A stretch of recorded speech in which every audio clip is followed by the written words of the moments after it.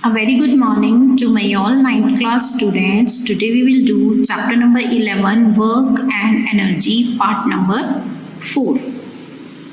Students कल मैंने आपको बताया था कि वर्क डन जो है उसे हम लिखते हैं फोर्स इनटू डिस्प्लेसमेंट। ऐसा कब होता है? जब हम किसी ऑब्जेक्ट पर फोर्स लगाते हैं और वो उसी डायरेक्शन में मूव करता है।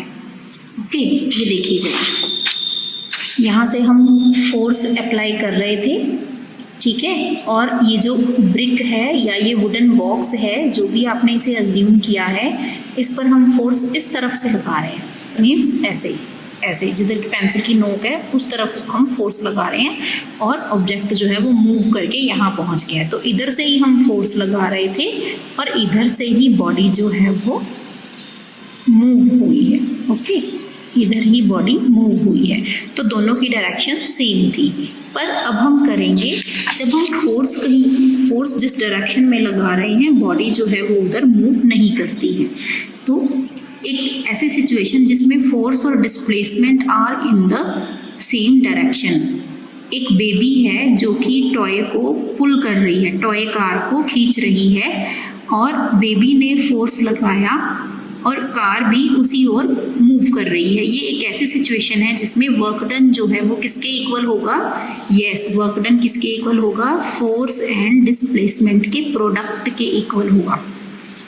किसके इक्वल होगा? Work done will be equal to the product of force and displacement. ऐसी सिचुएशन में जो वर्क डन होता है फोर्स के द्वारा, उसे हम कहते हैं पॉजिटिव वर्क डन। ये मैंने आपको कल भी बताया था, ठीक है। तो यहाँ आप देखिए, ये एक गर्ल चाइल्ड है जो कि टॉय कार को अपनी ओर खींचेगी तो कार भी उसी की ओर आएगी। समझ रहे हैं ना आप? अब फोर्स किधर लग रहा है? फोर्स इस तरफ लग रहा है, खींच रही है ये गुड़िया, पुल कर रही है, पुश नहीं कर रही, पुल कर रही है, ठीक है। तो ये फोर्स की डायरेक्शन है और ये डिस्प्लेसमेंट, जो कार है टॉय कार, वो इधर ही मूव कर रही है। दोनों की डायरेक्शन सेम है। तो जब दोनों की डायरेक्शन सेम होती है, उस केस में जो वर्क डन होता है उसे हम क्या कहते हैं? Positive work done. क्या कहते हैं? Positive work done. ओके, तो अब एक ऐसी सिचुएशन हम समझेंगे विच an object is moving with a uniform velocity along a particular direction. मतलब कि एक ऑब्जेक्ट है वो यूनिफॉर्म वेलोसिटी के साथ मूव कर रहा है, मतलब equal distance in equal interval of time वो कवर कर रहा है। उस केस में जो फोर्स है वो कम हो रहा है, रिटार्डिंग है। क्यों? क्योंकि वो अपोजिट डायरेक्शन में लगाया जा रहा है। उस केस में जो एंगल बनता है दो डायरेक्शन के बीच में वो है 180 डिग्री का, और ऑब्जेक्ट जो है वो कुछ दूरी तय करने के बाद रुक जाता है। तो जो फोर्स ने वर्क किया वो कौन सा हो जाएगा? नेगेटिव, और denoted by the minus sign. उस केस में वर्क डन क्या हो जाएगा? Minus F into S. ये मैंने आपको पिछली वीडियो में भी क्लियर करके बताया था, नेगेटिव वर्क डन के बारे में भी। ओके बेटा, तो नेगेटिव वर्क डन कब होता है? सी, नेगेटिव वर्क डन कब होता है? यहाँ देखिए ज़रा, ये हमने लगाया फोर्स इस तरफ, ठीक है, हम फोर्स लगा रहे हैं इधर, बट ऑब्जेक्ट जो है वो मूव इस तरफ कर रहा है।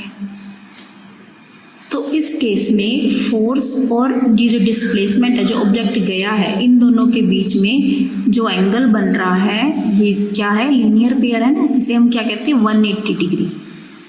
तो कितने डिग्री का एंगल बना? 180 डिग्री का एंगल बना। इसीलिए यहाँ पर यही लाइन मेंशन की गई है। क्यों? क्योंकि अगर कोई ऑब्जेक्ट मूव कर रहा है, उस पर फोर्स लगाया जा रहा है, ठीक है, यूनिफॉर्म वेलोसिटी में मूव कर रहा है पर्टिकुलर डायरेक्शन में, तो जो फोर्स है वो किधर की तरफ जा रहा है? अपोजिट डायरेक्शन में। अपोजिट है ना, ये फोर्स इधर है और डिस्प्लेसमेंट इधर है। तो इस केस में जो ऑब्जेक्ट है वो कुछ डिस्टेंस कवर करने के बाद रुक जाएगा। आप कहोगे ये कैसे होता है और कहाँ होता है ना? देखो, आप एक रबड़ लो या एक स्प्रिंग लो, तो आप रबड़ को खींचोगे अपनी तरफ, खींचने के बाद जितना आपने खींच लिया, खींचने के बाद वो किधर जाएगा? वो वापस चला जाएगा, तो अपोजिट डायरेक्शन में चला गया। तो इसे हम कहते हैं नेगेटिव वर्क डन। मतलब आप फोर्स तो अपनी तरफ लगा रहे हो पर ऑब्जेक्ट जो है वो दूसरी तरफ मूव कर जाएगा। इसे हम बोलते हैं नेगेटिव वर्क डन। तो यहाँ पर क्या होगा, क्योंकि दोनों की डायरेक्शन अलग है, ये जो माइनस का साइन है, माइनस का साइन सिर्फ डायरेक्शन के लिए, हो सकता है कि फोर्स की डायरेक्शन अपोजिट हो सकता है कि डिस्प्लेसमेंट जो है वो अपोजिट डायरेक्शन में हो, तो माइनस में कुछ भी हम इसमें वैल्यू ले सकते हैं। क्यों? क्योंकि ये डिस्प्लेसमेंट है, डिस्प्लेसमेंट कैन बी नेगेटिव, इसलिए हमने यहाँ पर एस के साथ नेगेटिव पुट कर रखा है। तो यहाँ से ये पता चलता है कि वर्क डन जो होता है या तो वो पॉजिटिव हो सकता है या फिर वो नेगेटिव हो सकता है। अब हम इसे और ज़्यादा अच्छे से समझेंगे। ये देखिए ज़रा, आपने एक ऑब्जेक्ट को उठाया, तो work done by the force exert by you on the object. आप तो उसको फोर्स लगा रहे हो, किस तरफ लगा रहे हो? अपनी तरफ। आपने पकड़ा और उठाया, तो फोर्स किस पर लग रहा है? ऑब्जेक्ट के ऊपर लग रहा है, और वो किधर आ रहा है? आप ही की तरफ आ रहा है। फोर्स लगाने वाला पर्सन भी आप ही हो और ऑब्जेक्ट भी आप ही की तरफ आ रहा है। The force you exerted it in the direction of the displacement, however there is the force of gravity acting on the object. पर जब हम किसी चीज़ को उठाते हैं तो उसके ऊपर ग्रेविटी भी काम करती है, तो क्या फोर्सेस में पॉजिटिव वर्क डन होगा या negative? Which one is negative, which one is positive? दो काम हो रहे हैं यहाँ पर। कैसे? वर्क डन नेगेटिव होगा जब फोर्स एक्ट होगा डायरेक्शन अपोजिट में, और वर्क डन पॉजिटिव होगा जब फोर्स की डायरेक्शन होगी डिस्प्लेसमेंट की डायरेक्शन में। कैसे? देखिए, जो फोर्स आप लगा रहे हो, राइट, जो फोर्स आपने लगाया उस ऑब्जेक्ट को उठाने में, वो आपका फोर्स है और ऑब्जेक्ट आप ही की तरफ गया, तो उस केस में तो पॉजिटिव वर्क डन है। पर अब कोई चीज़ उठी हुई है तो धरती भी तो उसके ऊपर फोर्स लगा रही है ना, ग्रेविटी भी तो फोर्स लगा रही है। तो ग्रेविटी क्या कहती है? ग्रेविटी की वजह से तो हर एक चीज़ नीचे गिर जाती है, क्योंकि वो फोर्स लगाती है ना। तो जो ग्रेविटी का फोर्स है वो उस केस में नेगेटिव वर्क डन है, ठीक है। Force of gravity on the object, अगर हम उस केस में देखें तब दोनों नेगेटिव है। कैसे? ये देखिए ज़रा, ये ऑब्जेक्ट है, आपने इसको हैंड्स में कैरी किया हुआ है, ठीक है, ये आपने हैंड्स में कैरी कर रखा है। तो ये तो आपके हैंड्स ने फोर्स लगाया, और नीचे कौन सा फोर्स लगता है? ये ग्रेविटी का, ठीक है, क्योंकि वेट जो है वो डाउनवर्ड ही गिरेगा ना, ये ग्रेविटी। तो यहाँ पर क्या है?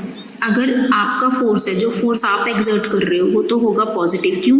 क्योंकि चीज़ भी ऊपर उठी और फोर्स भी ऊपर की ओर लग रहा है, तो ये होगा पॉजिटिव वर्क डन। इस केस में देखो, चीज़ तो जा रही है ऊपर, है ना, ऑब्जेक्ट तो जा रहा है ऊपर, ये तो क्या है? डिस्प्लेसमेंट हो गई। क्या है ये? डिस्प्लेसमेंट। ऑब्जेक्ट तो जा रहा है ऊपर, ठीक है, पर जो ग्रेविटी है, ग्रेविटी का फोर्स वो तो डाउनवर्ड लगता है। तो अब इन दोनों के बीच में कितने डिग्री का एंगल बना? 180 का। जब 180 का एंगल बनेगा, मतलब जब डायरेक्शन अपोजिट होगी फोर्स और डिस्प्लेसमेंट की, उस केस में नेगेटिव वर्क डन होगा, उस केस में नेगेटिव वर्क डन होगा। और इस केस में ये पॉजिटिव वर्क डन है, जब दोनों की डायरेक्शन सेम होगी। जिस तरफ से फोर्स लगाया जा रहा है उसी तरफ से ऑब्जेक्ट जो है वो मूव करता है। तो ओके बच्चा, ठीक है। अब यहाँ देखिए ज़रा, एक पोर्टर है, पोर्टर मतलब कुली, जो कि लगेज को उठाता है। उसने 15 किलो लगेज उठाया सिर पर ग्राउंड से, और अपने 1.5 मीटर ऊंची, मतलब कि 1.5 मीटर ऊपर रख लिया ज़मीन से। Calculate the work done by him on the luggage. Very easy. Mass कितना लगेज का? 15। डिस्प्लेस कितना हुआ है? Object 1.5 metre, right. तो हमारे पास फॉर्मूला क्या होता है वर्क डन का? यस, वर्क डन का फॉर्मूला होता है फोर्स इनटू डिस्प्लेसमेंट। अब फोर्स क्या होता है? हमने पढ़ा था ना, यस हमने पढ़ा था force and laws of motion में। फोर्स क्या होता है? Mass into acceleration. पर यहाँ पर ऑब्जेक्ट को ऊपर उठाया गया है, तो जब ऑब्जेक्ट ऊपर उठाया जाता है तो एक्सेलरेशन किस में कन्वर्ट हो? ग्रेविटी, क्योंकि ऑब्जेक्ट हाइट पर गया है, हाइट पर, हाइट, ठीक है। हाइट को हम क्या मानते हैं?